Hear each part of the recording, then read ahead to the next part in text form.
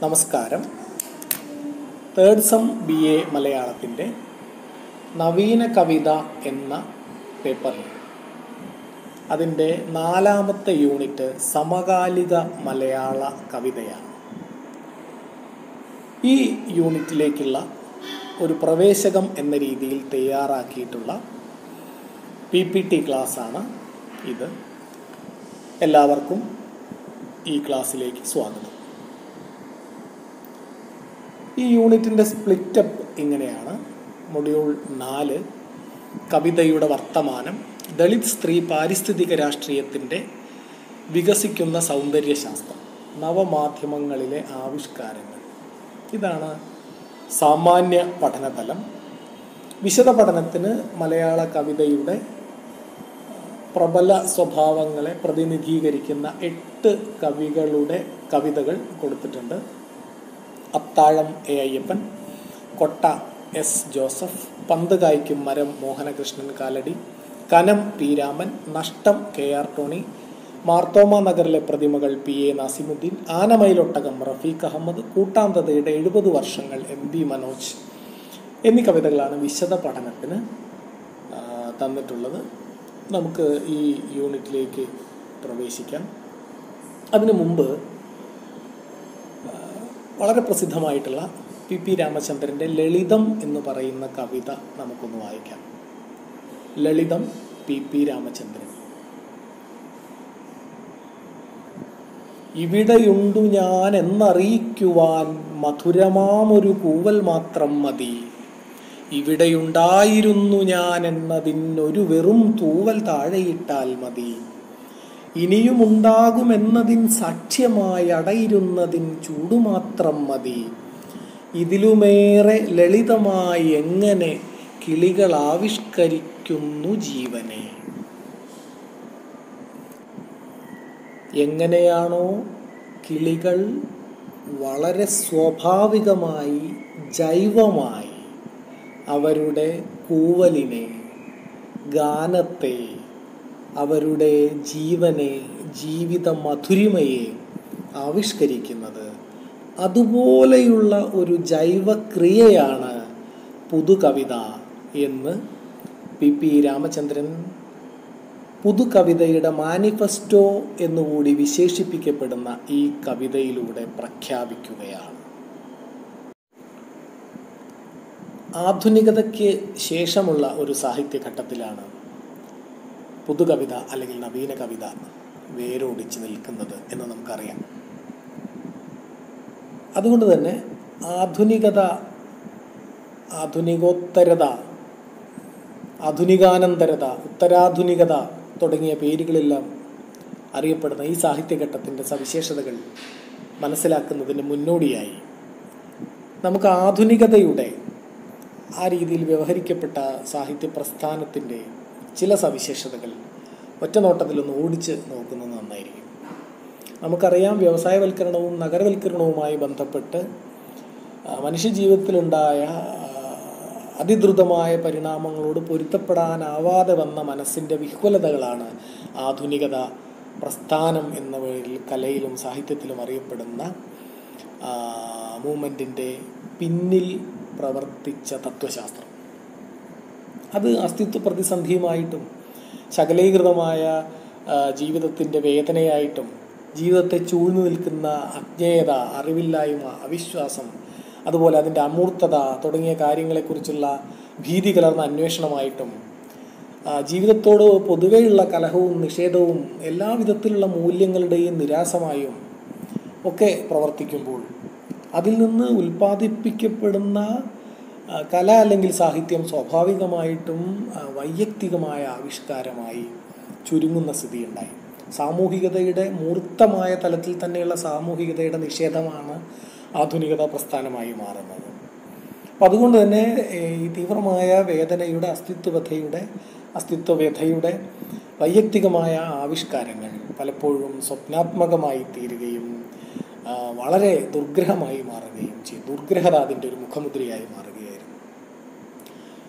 ഈ വൈയക്തികമായിട്ടുള്ള ജീവിതാനുഭവങ്ങളെ, വൈയക്തികമായിട്ടുള്ള അനുഭൂതികളെ ആവിഷ്കരിക്കുന്നതിന് അവരുപയോഗിച്ച ബിംബങ്ങൾ അതുപോലെ പ്രഹേളിക സ്വഭാവമുള്ള ഇതിവൃത്തങ്ങൾ, ഇവയൊക്കെ നേരത്തെ പറഞ്ഞ ദുർഗ്രഹതയുടെ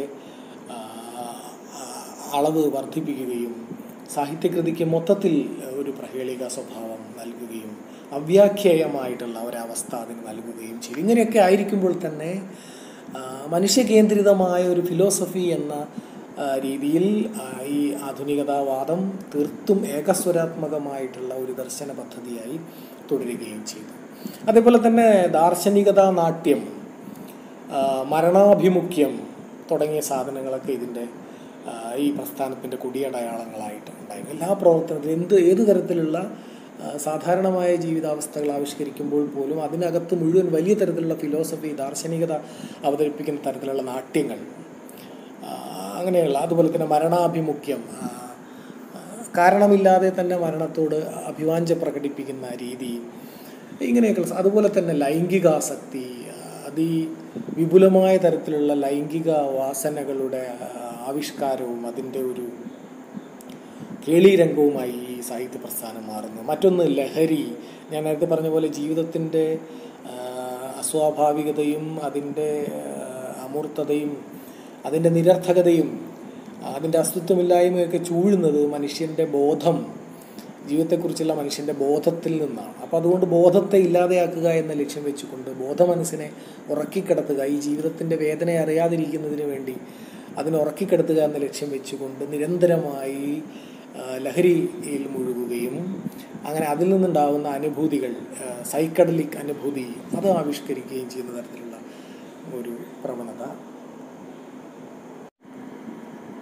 ഇങ്ങനെ സാഹിത്യത്തെയും കലയെയും പരിപൂർണമായും സമൂഹ നിർമുക്തമായ ഏതോ ദന്തഗോപുര വ്യവഹാരമായി മാറ്റുകയാണ് ആധുനികത ചെയ്തത്. ആധുനികോത്തരതയിലേക്ക് വരുമ്പോൾ സ്വാഭാവികമായും അത് ആധുനികതയുടെ ഈ നിലപാടുകളുടെ നിഷേധമായും അതിൻ്റെ പലതരത്തിലുള്ള വിമർശനമായും അതിൻ്റെ തിരുത്തലായും മാറുന്ന കാഴ്ച നമുക്ക് കാണാം. ആധുനികോത്തരതയുടെ സാമാന്യ സ്വഭാവങ്ങളായി ചൂണ്ടിക്കാണിക്കാവുന്ന ചില കാര്യങ്ങൾ നമുക്കൊന്ന് ഓടിച്ച് നോക്കാം. ആധുനികതയെ അപേക്ഷിച്ച് അത് ബഹുസ്വരാത്മകമാണ്, വൈവിധ്യമാണ് അതിൻ്റെ അടിത്തറ. ശരിയിൽ നിന്ന് ശരികളിലേക്കുള്ള വളർച്ച ആധുനികോത്തരതയിൽ കാണാം. പലമയിൽ പുലരുന്ന ജനാധിപത്യ രീതി ആധുനികോത്തരതയിൽ കാണാം. നമുക്കറിയാവുന്നതുപോലെ ആഗോളവൽക്കരണത്തിൻ്റെയും വിപണിയുമായി ബന്ധപ്പെട്ട ഉപഭോഗ പ്രവണതകളുടെ ഒരു ഘട്ടത്തിലാണ് ആധുനികോത്തരത സജീവമായിത്തീരുന്നത്. സ്വാഭാവികമായിട്ടും അതിൻ്റെ അടിത്തറ എന്ന് പറയുന്നത് ഇത്തരത്തിലുള്ള ഒരു സ്ഥലരാശിയാണ്. അതുകൊണ്ട് തന്നെ ആഗോളവൽക്കരണത്തെ ചെറുക്കുന്നതിനുള്ള പ്രാദേശിക സ്വത്വത്തിൻ്റെ രാഷ്ട്രീയമായി പലപ്പോഴും ആധുനികോത്തരതയുടെ ആവിഷ്കാരങ്ങൾ മാറുന്നുണ്ട്. അതായത് ആധുനികത പല രീതിയിൽ പുറത്തു നിർത്തിയ സാമൂഹിക ബോധത്തെ നവസാമൂഹികമായ സൂക്ഷ്മ രാഷ്ട്രീയത്തിൻ്റെ കനലുകളായി ആധുനികോത്തരത തിരിച്ചു കൊണ്ടുവരുന്നുണ്ട്. അത്തരത്തിൽ അത് പാരമ്പര്യത്തിൻ്റെ നവീകരണവും പുനർവായനയും ആയി മാറുന്നുണ്ട്.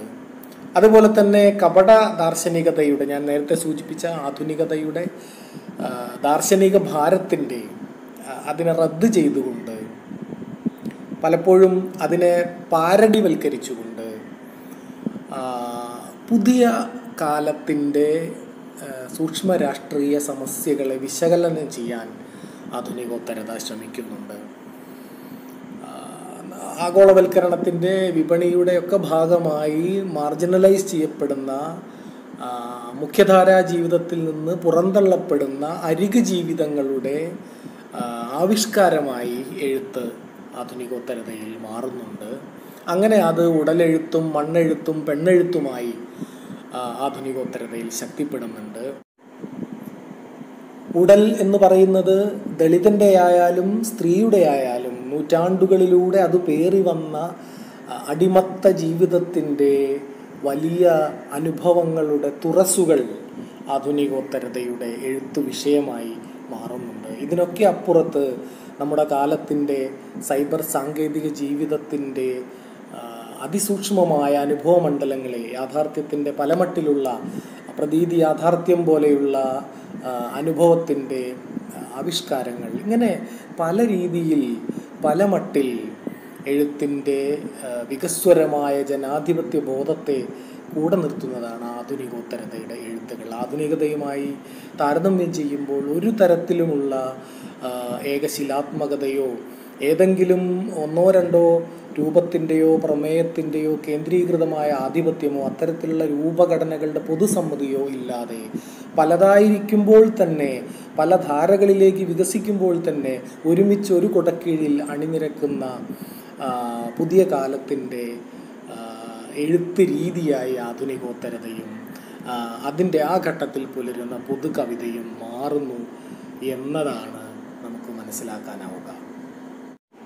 ഈ ഘട്ടത്തിലെ കവിതയെക്കുറിച്ച്, അതിൻ്റെ സ്വഭാവത്തെക്കുറിച്ച്, അതിൻ്റെ ധർമ്മത്തെക്കുറിച്ച് പ്രമുഖരായ ചില കവികളുടെ അഭിപ്രായങ്ങൾ നമുക്കൊന്ന് നോക്കാം.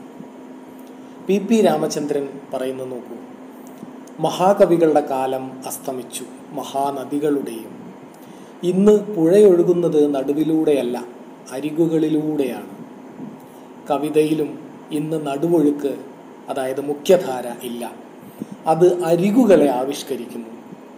പ്രമേയത്തിൽ അത് സാധാരണക്കാരൻ്റെ, പ്രകൃതിയുടെ, ഓരം തള്ളപ്പെട്ടവൻ്റെ ദൈനംദിന വസ്തുതകൾ പരിഗണിക്കുന്നു. അതുകൊണ്ട് തന്നെ പുതിയ കവിതയുടെ ഉത്കണ്ഠകൾ ജൈവികമാണ്.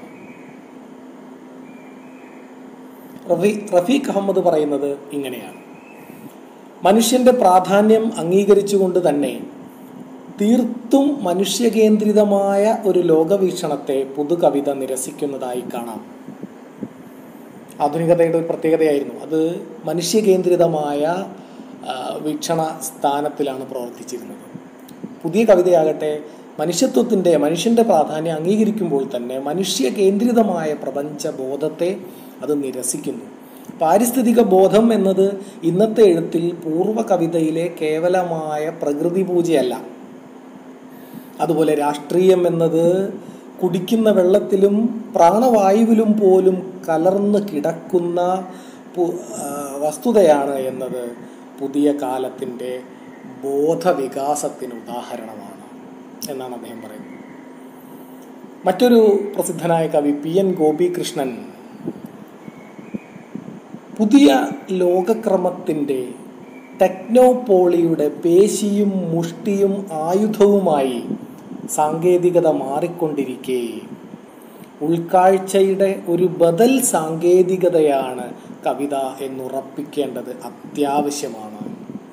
ബോധത്തിനും സംസ്കാരത്തിനുമിടയ്ക്ക് പ്രവർത്തിക്കുന്ന സവിശേഷമായൊരു ബദൽ സാങ്കേതികത.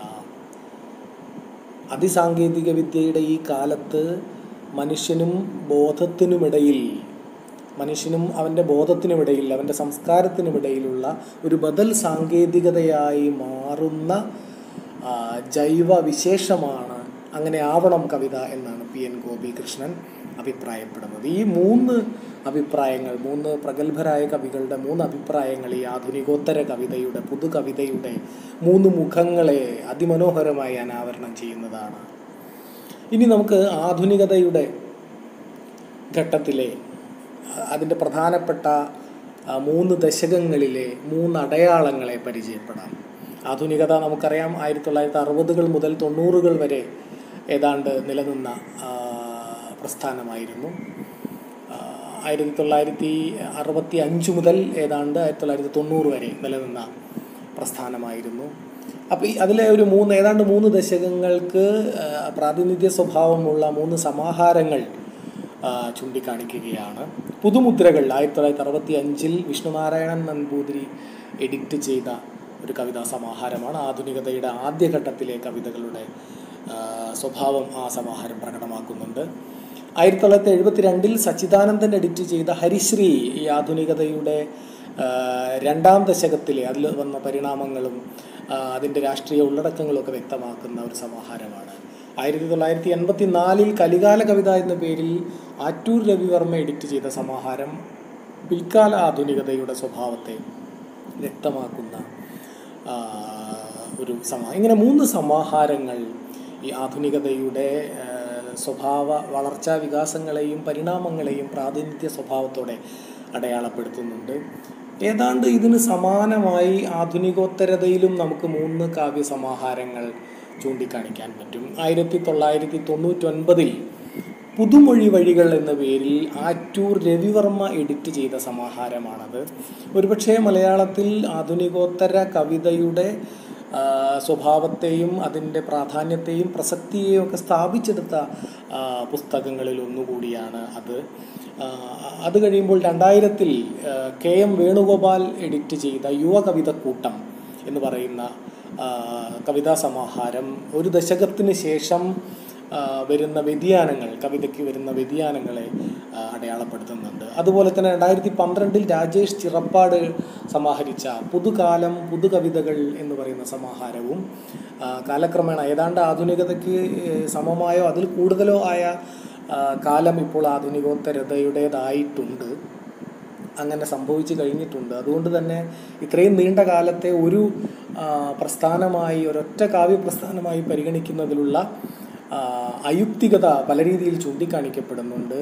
അതല്ലെങ്കിൽ ആധുനികോത്തരതയ്ക്ക് തന്നെ 2-3 ഘട്ടങ്ങൾ ഉണ്ടായിരുന്നതായി വ്യവഹരിക്കേണ്ടി വരും എന്നൊക്കെയുള്ള അർത്ഥത്തിൽ ഈ ആധുനികോത്തരത എന്ന് പറയുന്ന കാവ്യപ്രസ്ഥാനത്തിൻ്റെയും വളർച്ചയുടെയും വികാസത്തിൻ്റെയും അടയാളങ്ങൾ ഈ കാവ്യസമാഹാരങ്ങൾ ചൂണ്ടിക്കാണിക്കുന്നുണ്ട്.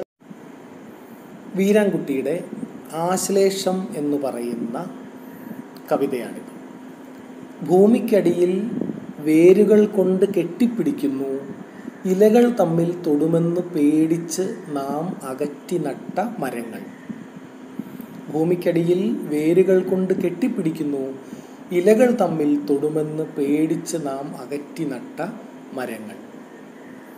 മനുഷ്യനുമായി ബന്ധപ്പെട്ട ആധിപത്യ സ്വഭാവമുള്ള എല്ലാ പ്രത്യയശാസ്ത്രങ്ങളെയും എത്ര നിസ്സാരമായിട്ടാണ്, ലളിതമായിട്ടാണ് ഈ ജൈവക്രിയ മറികടക്കുന്നത് എന്ന് ഈ കവിത വളരെ മനോഹരമായി എന്നാൽ സൂക്ഷ്മ രാഷ്ട്രീയ സ്വഭാവത്തോടുകൂടി ആവിഷ്കരിക്കുകയാണ്. വീരാൻകുട്ടിയുടെ തന്നെ മറ്റൊരു കവിത നോക്കാം. സ്റ്റിക്കർ എന്നാണ് കവിതയുടെ പേര്. ഓർത്തിരിക്കാതെ 2 പ്രാണൻ തമ്മിൽ ഒട്ടുന്നതിൻ്റെ ആകസ്മികതയുണ്ട് ഏതു പ്രണയത്തിലും. ഓർത്തിരിക്കാതെ 2 പ്രാണൻ തമ്മിൽ ഒട്ടുന്നതിൻ്റെ ആകസ്മികതയുണ്ട് ഏതു പ്രണയത്തിലും. കീറിക്കൊണ്ടല്ലാതെ വേർപെടുത്താൻ പറ്റാത്തതിൻ്റെ നിസ്സഹായതയുണ്ട് അതിൻ്റെ പിരിയലിൽ. കീറിക്കൊണ്ടല്ലാതെ വേർപെടുത്താൻ പറ്റാത്തതിൻ്റെ നിസ്സഹായതയുണ്ട് അതിൻ്റെ പിരിയലിൽ. അപ്പോൾ നാളിന്നുവരെ കവിതയിൽ നമ്മൾ കണ്ടിട്ടില്ലാത്ത, പരിചയിച്ചിട്ടില്ലാത്ത ഒരു രൂപകം ഉപയോഗിച്ചുകൊണ്ട് ഒരുപക്ഷെ മനുഷ്യരാശിയുടെ ആരംഭകാലം മുതൽ ഇന്ന് വരെ പല രീതിയിൽ പല പ്രകാരത്തിൽ നമ്മൾ അനുഭവിച്ചു വരുന്ന പ്രണയം എന്ന് പറയുന്ന ഒരു വികാരത്തെ ഈ കവിത വളരെ സമർത്ഥമായി അവതരിപ്പിക്കുകയാണ്. ഇതല്ല പുതുമ എങ്കിൽ വേറെ എന്താണ് പുതുമ എന്ന് ചോദിക്കാൻ നമ്മളെ പ്രേരിപ്പിക്കുന്ന തരത്തിലുള്ള ഒരു രസികത്വം ഈ കവിതയിൽ ഉണ്ട്. വീരാൻകുട്ടിയുടെ തന്നെ മറ്റൊരു കവിത കുറഞ്ഞു കുറഞ്ഞ്. കാണും മുൻപ് എത്ര വലിയവരായിരുന്നു നാം. വലിയവരായിരുന്നു എന്നാണ്, അക്ഷരത്തെറ്റാണ്. കാണും മുൻപ് എത്ര വലിയവരായിരുന്നു നാം, പരസ്പരം കണ്ടു കഴിഞ്ഞതും ചെറുതായി. മിണ്ടിത്തുടങ്ങിയപ്പോൾ നിസ്സാരരായി, ഇനി ഒന്നിച്ച് നടന്നു തുടങ്ങുമ്പോൾ കുറഞ്ഞു കുറഞ്ഞ് ഉണ്ടെന്നു പറയാൻ പറ്റാത്ത അത്രയുമായി തീരുമോ നാം അന്യോന്യം. ദൈവം കാണാമറയത്തായത് എത്ര നന്നായി. ഒരു തരത്തിലുള്ള വിശദീകരണവും വ്യാഖ്യാനവും ആവശ്യമില്ലാത്ത അത്ര ലളിതവും തുറന്നതുമായ കവിതയാണിത്. ആ മരം, എസ് ജോസഫ്. വലിയ മരങ്ങൾക്കിടയിലൂടെ നടക്കുമ്പോഴൊക്കെ അയാൾ അവളോട് പറയുമായിരുന്നു, ഞാൻ ഇതിലൊരു മരത്തെ സ്നേഹിക്കുന്നു. നിന്നെ സ്നേഹിക്കാനാണല്ലോ ആവാത്തത്. അങ്ങനെ അന്നും അവർ പിരിഞ്ഞു. അവൾ ദൂരെ ദൂരെ പോയി, ഒരു വിവരവുമില്ലാതായി. അയാൾ അവളെ മറന്നു, അവൾ അയാളെയും. വല്ലപ്പോഴും നഗരത്തിലെത്തുമ്പോൾ ബസ്സിറങ്ങി ആ വലിയ മരങ്ങൾക്കിടയിലൂടെ അയാൾ നടക്കാറുണ്ട്. ഇങ്ങനെ കവിതയെക്കുറിച്ചുള്ള നമ്മുടെ പഴയ ധാരണകളെ മുഴുവൻ അട്ടിമറിക്കുന്ന തരത്തിലുള്ള എഴുത്തുകളാണ് പലപ്പോഴും എസ് ജോസഫിനെ പോലെയുള്ളവരിലൂടെ നമ്മുടെ പുതിയ കവിതയിൽ സംഭവിക്കുന്നത്. വീരാൻകുട്ടിയുടെ മറ്റൊരു കവിത തനിനിറം. കറുപ്പൊരു നിറമല്ല, സഹിച്ചതൊക്കെയും തഴമ്പിച്ചതാണത്. കറുപ്പൊരു നിറമല്ല, സഹിച്ചതൊക്കെയും തഴമ്പിച്ചതാണത്. വെളുപ്പൊരു നിറം തന്നെ, ചെയ്തതിനെ ഓർത്ത് തൊലിയുരിയുമ്പോൾ വെളിപ്പെടുന്നത്. വെളുപ്പ് ഒരു നിറം തന്നെ, ചെയ്തതിനെ ഓർത്ത് തൊലിയുരിയുമ്പോൾ വെളിപ്പെടുന്നത്. പുതിയ കാലത്തെ കറുപ്പും വെളുപ്പും തമ്മിലുള്ള വൈരുദ്ധ്യങ്ങളും കറുത്തവൻ അനുഭവിക്കുന്ന ശ്വാസം മുട്ടിപ്പിടയുന്ന അവൻ്റെ ജീവനെക്കുറിച്ചുമൊക്കെ ചിന്തിക്കുന്നവർക്ക് അതിസൂക്ഷ്മമായ രാഷ്ട്രീയ ധ്വനികളുള്ള കവിതയായി ഈ എഴുത്ത് മാറും. വീരാൻകുട്ടിയുടെ മറ്റൊരു രസകരമായ കവിത പ്രണയത്തെ സംബന്ധിച്ചുള്ളതാണ്. എന്നിട്ടും ദൈവം ലോകത്തെ അവസാനിപ്പിക്കാത്തതെന്ത്? എന്നിട്ടും ദൈവം ലോകത്തെ അവസാനിപ്പിക്കാത്തതെന്ത്? ഭൂമിയുടെ ഏതെങ്കിലും ഒരു കോണിൽ പ്രണയിക്കുന്ന രണ്ടുപേർ ഇരുന്ന് സംസാരിക്കുന്നത് തീരാൻ കാത്തു നിൽക്കുകയാവും. ഭൂമിയുടെ ഏതെങ്കിലും ഒരു കോണിൽ പ്രണയിക്കുന്ന രണ്ടുപേർ ഇരുന്ന് സംസാരിക്കുന്നത് തീരാൻ കാത്തു നിൽക്കുകയാവും. അവസാനിക്കുമെന്ന് തോന്നുന്നില്ല ലോകം ഉടനെയൊന്നും. അവസാനിക്കുമെന്ന് തോന്നുന്നില്ല ലോകം ഉടനെയൊന്നും. റഫീഖ് അഹമ്മദിൻ്റെ ഈ മഴക്കാലവും എന്ന് പറയുന്ന കവിത. ഈ മഴക്കാലവും തീർന്നു പോവും, ഓരോരോ തുള്ളിയും തോർന്നു തീരും. നീ ദൂരെയെങ്ങോ മറഞ്ഞിരിക്കും, ഞാൻ നിന്നെയോർത്തു മുനിഞ്ഞു കത്തും. നീയില്ല എന്നു പറഞ്ഞു വീണ്ടും, ഈറൻ മഴക്കാറ്റു പാഞ്ഞു പോകും. ഉണ്ടായിരുന്നു നീ എന്നുമല്ലേ, ഏതോ മരച്ചാർത്തു ചാറി നിൽക്കും. നീരാവി പോലെ മുകിലുപോലെ, തൂമിന്നൽ പോലെ തണുപ്പുപോലെ, ഏതോ ദുരൂഹമാം ഛായ മാത്രം. നീ എന്നു പിന്നെയും വർഷപാതം. ഇങ്ങനെ നീണ്ടുപോകുന്ന കവിതയാണ്. ഇതിൻ്റെ പ്രത്യേകത ഇതിൽ താളം വരുന്നുണ്ട് എന്നുള്ളത്. ഇതുവരെ നമ്മൾ വായിച്ച കവിതകളിൽ നിന്ന് വ്യത്യസ്തമായി ഒരു താളത്തിൻ്റെ വൃത്തത്തിൻ്റെ സ്വഭാവം ഈ കവിതയ്ക്കുണ്ട്. പഴയ പദ്യത്തിൻ്റെ മാതൃക 4 വരിയിലാണ് ഈ കവിത എഴുതപ്പെട്ടിരിക്കുന്നത് എന്നുള്ളതാണ്. അദ്ദേഹത്തിൻ്റെ തന്നെ റഫീഖ് അഹമ്മദിൻ്റെ തന്നെ മാവോ പേടി എന്ന് പറയുന്ന കവിത. കിഴക്കൻ മലയോരങ്ങളിൽ എവിടെയോ മാവോയിസ്റ്റ് ഇറങ്ങിയിട്ടുണ്ട്. ഇലപ്പഴുതുകളിലൂടെ ദാഹിച്ചു പൊരിഞ്ഞ ഒരു നോട്ടം, ഓടിമറിയുന്നത് കണ്ടവരുണ്ടത്രേ. ഇരുൾ ചതുപ്പുകളിൽ ആണിത്തുള വീണ കാലടയാളങ്ങൾ കണ്ടത്രേ. ഇങ്ങനെ നീണ്ടുപോകുന്ന കവിതയാണ്. പുതിയ കാലത്തെ മാവോയിസ്റ്റ് ഭീതി ഏതൊക്കെ തരത്തിൽ ഭരണകൂടവും വ്യവസ്ഥയും ഉപയോഗിക്കുന്നു എന്നൊക്കെ അടയാളപ്പെടുത്തുന്ന കവിതയാണ്. പുതിയ കവിതയിൽ രാഷ്ട്രീയ സ്വഭാവമുള്ള കവിതകൾ ഉണ്ടാവുന്നുണ്ട്, വൃത്ത സ്വഭാവമുള്ള കവിതകൾ ഉണ്ടാവുന്നുണ്ട് എന്നൊക്കെ ഉള്ളതിനൊരു ഉദാഹരണമായി ഈ കവിത കാണിച്ചു എന്ന് മാത്രം. കൽപ്പറ്റ നാരായണൻ്റെ ഒരു കവിതയാണ്. ഇനി എനിക്ക് എത്തിയേടത്തുറങ്ങാം, ഞാൻ എത്തിയാൽ മാത്രം കെടുന്ന വിളക്കുള്ള വീട് ഇന്നലെ കെട്ടു. ഇനി എനിക്ക് എത്തിയേടത്തുറങ്ങാം, ഞാൻ എത്തിയാൽ മാത്രം കെടുന്ന വിളക്കുള്ള വീട് ഇന്നലെ കെട്ടു. അമ്മയുടെ മരണവുമായി ബന്ധപ്പെട്ട് അദ്ദേഹം എഴുതിയ വരികളാണ്. മറ്റൊന്ന് വളരെ പ്രിയപ്പെട്ട ജയദേവൻ മാഷിൻ്റെ, വി ടി ജയദേവൻ മാഷിൻ്റെ ഹരിതരാമായണം എന്ന് പറയുന്ന അതിമനോഹരമായ കവിതയിലെ രാമായണത്തിൻ്റെ പാരിസ്ഥിതികമായ ആവിഷ്കാരം, പുനരാവിഷ്കാരം എന്ന് വിളിക്കാവുന്ന കവിതയാണ് ഹരിതരാമായണം. അതിലൊരു ഭാഗമാണ്, ഒരൊറ്റ ചെറിയൊരു ഭാഗം മാത്രമാണ്. രാമൻ ശൂർപ്പണഖയെ കാണുന്ന സന്ദർഭമാണ്.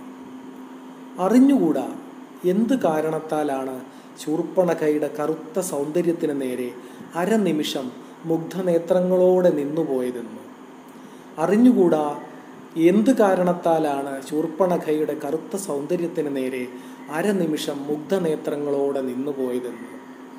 കാട്ടിൽ ഏകാന്തനായുലാത്തവേ ഉള്ളിലെ രതിസുഷമകൾ ഉണർത്തുന്ന കുടമുല്ലപ്പൂവിൻ്റെ സുഗന്ധവുമായി അവൾ വന്നു. കാട്ടിൽ ഏകാന്തനായുലാത്തവേ ഉള്ളിലെ രതിസുഷമകൾ ഉണർത്തുന്ന കാട്ടുമുല്ലപ്പൂവിൻ്റെ സുഗന്ധവുമായി അവൾ വന്നു. ആ ഇരുണ്ട വനം സ്ത്രീ ശരീരം പൂണ്ടെത്തിയതുപോലെ വെറും ഒരര നിമിഷം. ആ ഇരുണ്ട വനം സ്ത്രീ ശരീരം പൂണ്ടെത്തിയതുപോലെ വെറും ഒരര നിമിഷം. ശൂർപ്പണഖയോട് തനിക്ക് അതിയായൊരിഷ്ടം, ആസക്തി തോന്നുവാൻ കാരണമെന്ത് എന്ന ചോദ്യത്തിന് അറിയില്ല എന്ന് സ്വയം പറയുമ്പോഴും രാമൻ തന്നെ അറിയാതെ കണ്ടെത്തുന്ന ഒരു ന്യായീകരണമാണ് ഈ കവിതാഭാഗത്തുള്ളത്. ശൂർപ്പണഖ ഇരുണ്ട വനം സ്ത്രീ ശരീരം പൂണ്ടെത്തിയതായിരുന്നു. വനത്തിനോടുള്ള, പ്രകൃതിയോടുള്ള രാമൻ്റെ താല്പര്യം, ഇഷ്ടമാണ് വാസ്തവത്തിൽ ശൂർപ്പണഖയോടുള്ള ഇഷ്ടമായി മാറുന്നത് എന്ന് കവിതയിൽ അതിമനോഹരമായി സൂചിപ്പിച്ചിരിക്കുകയാണ്. വീരാൻകുട്ടിയുടെ ഭാഷാന്തരം എന്ന കവിത, ഭാഷാന്തരം, വിവർത്തനം, തർജിമ എന്ന് പറയുന്ന കവിത.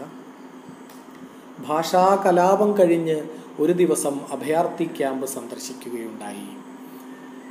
മൂക്കും മുലയും അരിയപ്പെട്ട വാക്കുകൾ, മുണ്ടനം ചെയ്യപ്പെട്ടവ, വയറ് പിളർന്ന് അർത്ഥം ചോർത്തിക്കളഞ്ഞവ, കണ്ണ് തുരന്നവ, പൊള്ളിച്ചവ. അവിടെ ഒരു ദുരിതാശ്വാസ പ്രവർത്തകൻ നിന്നിരുന്നു. ഇനിയെങ്കിലും അർത്ഥപരിവർത്തനത്തിന് തയ്യാറുണ്ടോ? അയാൾ ചോദിക്കുന്നുണ്ടായിരുന്നു. ഞങ്ങൾക്ക് ദാഹിക്കുന്നു, വാക്കുകൾ പറഞ്ഞു. മൗനത്തിൽ വിശ്വസിക്കുന്നു എന്നേറ്റു പറയൂ, അയാൾ പറഞ്ഞു. അല്ലാതെ ഒരു തുള്ളി വെള്ളം തരില്ല. എത്ര ലളിതമായാണ് മനുഷ്യ ജീവിതത്തിലെ, മനുഷ്യൻ്റെ സംസർഗത്തിലെ ഹിംസയെ ഭാഷയിലേക്ക്, വാക്കുകളിലേക്ക് പരാവർത്തനം ചെയ്തിരിക്കുന്നത്, ഭാഷാന്തരം ചെയ്തിരിക്കുന്നത് എന്ന് നോക്കുക. എസ് ജോസഫിൻ്റെ മറ്റൊരു ലളിതമായ മനോഹരമായ കവിതയാണ് കുട്ടി പൂ വരയ്ക്കുന്നു. S Joseph. കുട്ടി പൂ വരയ്ക്കുന്നു, കരഞ്ഞു കലങ്ങിയ വീട്ടമ്മയുടെ ഇളയ കുട്ടി പൂ വരയ്ക്കുന്നു. കുട്ടി പൂ വരയ്ക്കുന്നു, കരഞ്ഞു കലങ്ങിയ വീട്ടമ്മയുടെ ഇളയ കുട്ടി പൂ വരയ്ക്കുന്നു. വെയിലായപ്പോൾ അമ്മ തുണികൾ മുറ്റത്തിട്ടു, അടഞ്ഞു കിടക്കുന്ന പാളികൾ തുറന്നിട്ടു. കഴിഞ്ഞ ദിവസങ്ങൾ കനത്ത മഴ പെയ്തു, അതിനാൽ പറമ്പിലെ പുല്ലിലുണ്ടിളം മഞ്ഞ. കുട്ടിയെ കാണാതമ്മ വിളിച്ചു, കുട്ടി പൂ വരച്ചിട്ടു മുറ്റത്തെ മരങ്ങളിൽ. കുട്ടിയെ കാണാതമ്മ വിളിച്ചു, കുട്ടി പൂ വരച്ചിട്ടു മുറ്റത്തെ മരങ്ങളിൽ. സെൽഫി എന്ന് പറഞ്ഞ കൽപ്പറ്റ നാരായണൻ മാഷിൻ്റെ ഒരു കവിതയാണ് സെൽഫി. നിന്നെയാണ് എനിക്കിഷ്ടം എന്ന് നിരവധി ജന്മങ്ങളിലായി തന്നോട് പറഞ്ഞുകൊണ്ടിരിക്കുന്നവനെ വെടിഞ്ഞ്, നിന്നെയാണ് എനിക്കിഷ്ടം എന്ന് നിരവധി ജന്മങ്ങളിലായി തന്നോട് പറഞ്ഞുകൊണ്ടിരിക്കുന്നവനെ വെടിഞ്ഞ് എന്നെയാണ് എനിക്കിഷ്ടം എന്ന് പറഞ്ഞവനെ അവൾ വരിച്ചു. എന്നെയാണ് എനിക്കിഷ്ടം എന്ന് പറഞ്ഞവനെ അവൾ വരിച്ചു. ജന്മവും സഫലമായി. അവളുടെ ജന്മം സഫലമായി. വാക്കുകൾ എസ് ജോസഫിൻ്റെ മറ്റൊരു കവിതയാണ്. പുതിയ കാലത്ത് കവികളുടെ പണിയാലയിൽ വാക്കുകൾ എങ്ങനെയാണ് പ്രവർത്തിക്കുന്നതെന്ന് വിശദീകരിക്കുന്ന ഒരു കവിതയാണ്. തുറകളിലോ നാട്ടിൻപുറങ്ങളിലോ ചില വാക്കുകളുണ്ട്. തെക്കൻ കൊല്ലൻ, കാനകൂമ്പി വെയിൽ എന്നിങ്ങനെ ഒറ്റ കേൾവിക്കോ അർത്ഥം പറയാതെയോ മനസ്സിലാവില്ല. അവയ്ക്കു പകരം വാക്കുകളില്ല. ഇന്ന് വാക്കുകൾക്ക് ഒരു പകിട്ടുമില്ല. മുനപോയ ഉളികൊണ്ട് പണിയുന്ന ആശാരിയാണ് കവി, ആലയില്ലാത്ത കൊല്ലൻ. പുതിയ കാലത്തെ കവി എന്ന് പറയുന്നത് മനുഷ്യൻ്റെ ആരംഭകാലം മുതലേ ഉള്ള, ഭാഷയുടെ ആരംഭകാലം മുതലേ ഉള്ള വാക്കുകൾ കൊണ്ടും, മുനപോയ, തേഞ്ഞുപോയ, ക്ലിഷയായ വാക്കുകൾ കൊണ്ടും ഭാഷാശൈലികൾ കൊണ്ടും കവിത എഴുതാൻ വിധിക്കപ്പെട്ട ആളാണ്. അയാളുടെ പണിശാലയിൽ അയാളുടെ പണിയായുധങ്ങൾക്ക് മൂർച്ചയില്ലാതെയായിരിക്കുന്നു. അയാൾ ആലയില്ലാത്ത കൊല്ലനാണ്, മുനപോയ ഉളി കൊണ്ട് പണിയുന്ന ആശാരിയാണ് കവി. അപ്പം ഇങ്ങനെ നിരവധി കവിതകൾ പുതിയ കാലത്ത് എഴുതപ്പെടുന്നുണ്ട്. കുറച്ച് സാമ്പിളിന് വേണ്ടി ചില കവിതകൾ മാത്രം നമ്മളൊന്ന് പരിചയപ്പെട്ടതാണ്. ഇതിൽ നിന്ന് ഈ കവിതകളുടെ പരിചയത്തിൽ നിന്ന് എളുപ്പത്തിൽ നമുക്ക് എത്തിച്ചേരാവുന്ന ചില നിഗമനങ്ങളാണ് ഇനി നമ്മളിവിടെ ക്രോഡീകരിച്ച് ചേർത്തിരിക്കുന്നത്. പുതുകവിതയുടെ രൂപവും ഭാഷയും. രൂപത്തെക്കുറിച്ചുള്ള പാരമ്പര്യ ധാരണകൾ ശിഥിലമായി, കവിത ചെറുതായി, ഈരടി, ശ്ലോകം എന്നിങ്ങനെയുള്ള നിബന്ധനകളൊന്നുമില്ലാതെ ഒറ്റ വരിയിലും ഒറ്റ വാക്കിലും കവിതയാവാമെന്ന് രാമനെ പോലെയുള്ള കവികൾ തെളിയിച്ചിരിക്കുന്നു. പദ്യത്തിൽ നിന്ന് തെളിച്ചമുള്ള ഗദ്യത്തിലേക്ക് കവിത മോചനം നേടിയിരിക്കുന്നു. പദ്യം ഒരു തടവറയാണെന്ന അർത്ഥത്തിലല്ല, പക്ഷെ പദ്യം മാത്രമാണ് കവിത വാർന്നു വീഴുന്ന രൂപം എന്നുള്ള അവസ്ഥ മാറുകയും തെളിച്ചമുള്ള ഗദ്യം, പല മാതൃകകളിലുള്ള ഗദ്യങ്ങൾ കവിതയുടെ രൂപഘടനയായി മാറുകയും ചെയ്തിരിക്കുന്നു.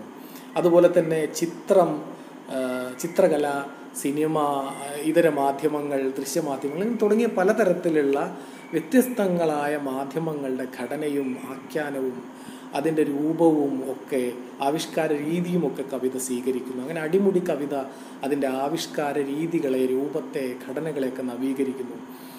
അതുപോലെ ഭാഷാപരമായിട്ട് വലിയ അട്ടിമറി പുതിയ കവിതയിൽ നടക്കുന്നു. അതിൻ്റെ ഭാഗമായിട്ടാണ് പുതിയ കവിത വളരെയധികം ജനകീയമായിരിക്കുന്നത്. പുതിയ കവിത വായിക്കുന്നതിന്, ആസ്വദിക്കുന്നതിനൊന്നും ആരുടെയും സഹായം ആർക്കും ആവശ്യമില്ലാത്ത തരത്തിൽ, വ്യാഖ്യാതാക്കളെയൊക്കെ ദൂരെ നിർത്തുന്ന തരത്തിൽ ജനകീയ സ്വഭാവമുള്ളതായി പുതിയ കവിത മാറിയിരിക്കുന്നതിൻ്റെ ഭാഷാപരമായ അട്ടിമറിയിലൂടെയാണ്. അത് പുതിയ കവിതയിൽ സംസാര ഭാഷ അല്ലെങ്കിൽ വ്യവഹാര ഭാഷ, നമ്മുടെ സാധാരണ വ്യവഹാര ഭാഷയും കാവ്യഭാഷയും തമ്മിലുള്ള അതിർവരമ്പുകൾ മാഞ്ഞു പോയിരിക്കുന്നു. പലപ്പോഴും സംസാര ഭാഷ തന്നെ, സംഭാഷണ ഭാഷ തന്നെ, സാധാരണ പെരുമാറ്റ ഭാഷ തന്നെ കാവ്യഭാഷയായി മാറുന്ന അത്ഭുതകരമായ കാഴ്ച പുതിയ കവിതയിൽ കാണാം. അതുപോലെ തന്നെ വൃത്തം, അലങ്കാരം, ബിംബം, ഇമേജറി തുടങ്ങിയ കവിതയുമായി ബന്ധപ്പെട്ട് കേട്ടുവന്നിരുന്ന അഭ്യസനം മനസ്സിലാക്കുന്നതിന് അഭ്യസനം ആവശ്യമുള്ള എല്ലാ തരത്തിലുള്ള സാങ്കേതിക രൂപാവലികൾക്കും അപ്പുറത്തേക്ക്, ജടിലതകൾക്കപ്പുറത്തേക്ക് വളരെ ജൈവ സ്വഭാവമുള്ള ഒരു സത്തയായി പുതിയ കവിത വളർന്നിരിക്കുന്നു എന്നുള്ളതാണ്. ഇതൊക്കെ കവിതയുടെ രൂപപരമായിട്ടുള്ള, അതിൻ്റെ ഘടനാപരമായിട്ടുള്ള, ഭാഷയിൽ വന്നിട്ടുള്ള മാറ്റങ്ങളാണ്. അതുപോലെ പുതിയ കവിതയുടെ ഭാവതലത്തിലും വലിയ തരത്തിലുള്ള മാറ്റം വന്നിട്ടുണ്ട്. നമുക്കറിയാം, പ്രമേയങ്ങളുടെ കാര്യത്തിൽ ഇന്ന് വരെ ആരും കൈവയ്ക്കാത്ത മേഖലകളിലേക്ക് കവിത മാറുകയും ജീവിതത്തെ അതിൻ്റെ സമസ്ത രൂപത്തിലും സമഗ്രഭാവത്തിലും എഴുതാൻ കഴിവുള്ള അതീവ ജനകീയ സ്വഭാവമുള്ള ഒരു മാധ്യമമായി, ഒരുപക്ഷെ പഴയകാലത്ത് നമ്മൾ ഒരിക്കലും വിചാരിച്ചിരുന്നിട്ടില്ലാത്ത തരത്തിൽ കവിത പരിവർത്തനപ്പെടുകയും മാറുകയും ചെയ്തിട്ടുണ്ട്. കവിതയിലേക്ക് ഇന്ന് വരെ പ്രവേശനമില്ലാതിരുന്ന വലിയൊരു ജനവിഭാഗം അവരുടേതായിട്ടുള്ള തനിമയുള്ള അനുഭവ മണ്ഡലങ്ങളുമായി കവിതയിലേക്ക് പ്രവേശിച്ചിട്ടുണ്ട്. അങ്ങനെ നമ്മൾ നേരത്തെ സൂചിപ്പിച്ച മണ്ണെഴുത്തിൻ്റെയും പെണ്ണെഴുത്തിൻ്റെയും ദളിതെഴുത്തിൻ്റെയും ഒക്കെ അരികുവൽക്കരിക്കപ്പെട്ടവരുടെ, പാർശ്വവൽക്കരിക്കപ്പെട്ടവരുടെ ജീവിതത്തിൻ്റെ വേദനയുടെ, കണ്ണീരിൻ്റെ, ഉപ്പുരസങ്ങളുടെ വലിയ അനുഭവ ലോകങ്ങളെ ഉൾക്കൊള്ളുന്ന തരത്തിലുള്ള ഒരു നവീകരണം ഭാവതലത്തിൽ കവിതയ്ക്ക് സംഭവിച്ചിട്ടുണ്ട്. അത് ഒരേ സമയം ലളിതമാണ്, സുതാര്യമാണ്, സുന്ദരമാണ്. എന്നാൽ അതേ സമയം ഈ ലാളിത്യം എന്ന് പറയുന്നത് സങ്കീർണതയിലേക്ക് പരിവർത്തനം ചെയ്യാതെ, എന്നാൽ സൂക്ഷ്മതയിലേക്ക് കിനിഞ്ഞിറങ്ങുന്ന തരത്തിലുള്ള ലാളിത്യമാണ്. അത് സുതാര്യമായിരിക്കുമ്പോൾ തന്നെ അഗാധവുമാണ് എന്നുള്ളതാണ്. അതുപോലെ തന്നെ സുന്ദരമായിരിക്കുമ്പോൾ തന്നെ അത് നിശിതമാണ് എന്നുള്ളതാണ്. ഇങ്ങനെ സമകാല മലയാള കവിതയുടെ ഒരു സാമാന്യ അവലോകനമാണ് നമ്മൾ ഈ ഓട്ടപ്രദക്ഷിണത്തിലൂടെ നിർവഹിച്ചത്. ഓരോരോ കൊമ്പും കായ്ച്ചത് ഓരോരോ വസന്തങ്ങൾ എന്ന് പി രാമചന്ദ്രൻ മാമ്പഴക്കാലത്തിൽ പറയുന്നത് പോലെ ഓരോരോ കവികളും ഓരോരോ രീതിയിൽ പൂത്ത് തിമിർക്കുന്ന ഒരു കാവ്യകാലത്തെക്കുറിച്ച്, അതിലോരോരുത്തരുടെയും കവിതയെക്കുറിച്ച്, അതിൻ്റെ സൂക്ഷ്മ രാഷ്ട്രീയത്തെക്കുറിച്ച് നമുക്ക് വരുന്ന ക്ലാസ്സുകളിൽ വിശദമായി അന്വേഷിക്കാം. നന്ദി, നമസ്കാരം.